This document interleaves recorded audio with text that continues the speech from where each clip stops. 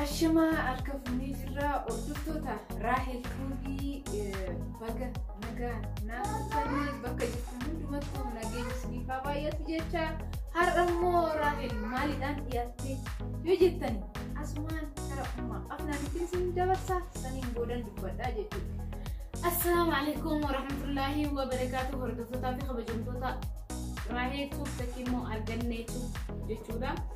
Arra sagantaanisi sagantaa gaddaati gaddii maaliif gaddate yoo feetan taate gadda keenyaas isinumaaf ibsina Rahel irra gaaffii deebii fi miti takkiimmoo qoflaa fi tabaa fi miti gadde jechuudha.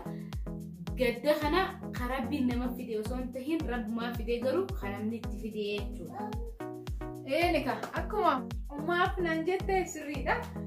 Ha gaafilee maksimal maal sun ni jira gaafileen guutaniiru garuu akkuma beektani isinitti mufanii chaanaalli kiyya guyyaa 90 yookiin baatii 3 adabamee waan jiruuf viidiyoolee dheeraa yookiin immoo wantoota adda addaa irratti gadhiisu daqiiqaa 5 fi daqiiqaa 3 tokkoon isinii gadhiisa. Kanaaf kara argannee tuubii dhuftanii like share subscribe gootanii kara argannee tuubii koottadha argannee irratti mammaaksoonni fi gaafilee adda addaa wantoonni isin bashannansiisan hundumtuu qophaa'ee jira waan ta'eef asumaanis Rahel akkasiin hin irraanfanne daqiiqaa 2 daqiiqaa 4 irratti isinii gadhiisa. Kanaaf gaafilee mammaaksaa kiyyaa fi diraamolee yookiin wantoota adda addaa kana jedhe baatii 3 obsaa fi jaalalaan ni egaa jecha asumaan ergaa kiyya dabarfadha. Kanaaf sababni isaa yeroo maaliitiif yeroo haaceen du'e jechuudha. Biyya rabbirraa hasabbisu yeroo haaceen du'e sanii sagantaa wooma haacee laachisee jechuudha. Wallee dhamoo wallee ta'uu woomaati haacee laachisee FB'irraa argattee jechuudha. FB'irraa fuutee karaa YouTube isii Rahel Tuubii irratti gallakkiste isiinuu gaadagattee jirti. Namni immoo guyyaa keessaa ka'ee jechuudha fuudhee waan ji'a 4 dura haaceen eega ji'a 4 ga'ee jira. Eega waan ji'a 4 dura ammaan tana laalee copyright narraa kaasillee osoo hin jeeniini copyright fuudhee ishtiraaka guddaa kasi adabu irratti ergee Rahel Tuubii adabamee jira ji'a 3 fi asumaanuu gaa yoo ka inni nu daawwatu taate Oromoon wal guddisti malee walii hin xiqqeessu. Ishtiraaka kattee irratti ergemmoo maqaa Oromoo Lataa Zarihuun jedhama. Lataa Zarihuun jedhama. Lataa Zarihuun akka koopii ishtiraaka san irraa kaasu Rahel Tuubii irraa abdii qabna inshallah yoo kan daawwatu taate yoo kan hordoftu taate yoo kan hordofne taate immoo isin ammoo share godhaatii biraan gahaa isin hin jenna. Asumaanuu gaa Rahel Tuubii adabbii ji'a 3f waan takka hojjetu waan takka isinummaan akka hin dagatamne viidiyoo daqiiqa 2 daqiiqa 3 uummata xiqqaa akka hin dagatamneef irra gallakkisti.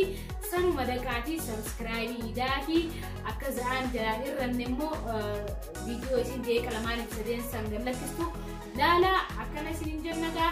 Rahel Tuubii gadda akkanaa kana keessa jirti. Alhamdulillah rabbil alamin kan Rahel bichaa qabaattee arradachiin hin citini.